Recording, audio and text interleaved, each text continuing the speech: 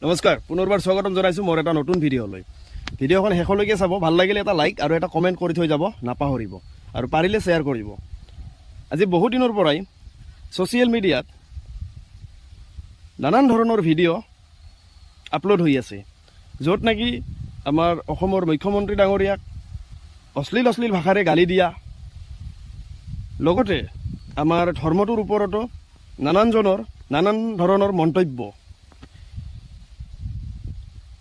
এইবোৰ ভিডিঅ' দেখি ছ'চিয়েল মিডিয়াত আমি ৰিপ্লাই দিব বা প্ৰতি উত্তৰ দিব বাধ্য হৈ গৈছোঁ।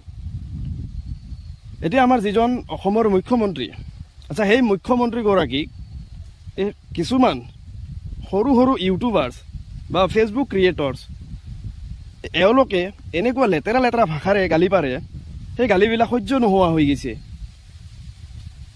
যিগৰাকী মুখ্যমন্ত্ৰীক তোমালোকে গালি দি আছা, সেইগৰাকী মুখ্যমন্ত্ৰীক অসমৰ সেই অসংখ্য জনসাধাৰণে ভোট দি জয়যুক্ত কৰাই মুখ্যমন্ত্ৰী পদত বহোৱাৰ যোগ্যতা কৰি তুলিছে। তোমালোকে গালি দিবলগীয়া কোন?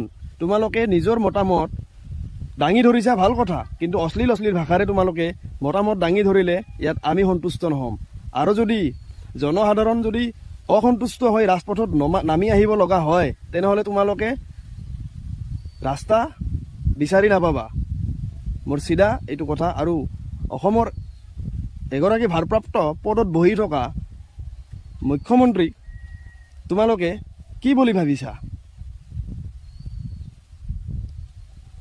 ভিডিঅ'খন শ্বেয়াৰ কৰিবলৈ নাপাহৰিব।